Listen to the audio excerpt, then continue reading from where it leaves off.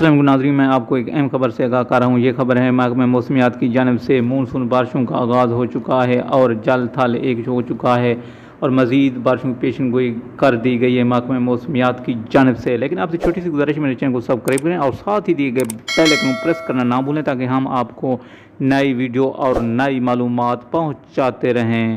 ناظرین آگے بڑھتے ہیں اس مختصر ویڈیو کی تفصیلات کی جانب۔ پاکستان کے دل لاہور میں صبح سے بارش کا سلسلہ جاری ہے۔ محکمہ موسمیات کے مطابق آج دن بھر وقفے سے بارش کا سلسلہ جاری رہے گا۔ ایم ڈی واسا کا کہنا ہے کہ گزشتہ 3 روز میں لاہور کے مختلف علاقوں میں 150 ملی میٹر بارش ریکارڈ کی گئی ہے۔ سب سے زیادہ بارش 14 جولائی کو ریکارڈ کی گئی تھی۔ ایم ڈی واسا کا کہنا ہے کہ لاہور میں کہیں بھی بارش کا پانی جمع نہیں ہے۔ ٹیمیں دن رات کام کر رہی ہیں۔ واضح رہے کہ ملک بھر میں موسلا دھار بارشوں کا سلسلہ جاری ہے۔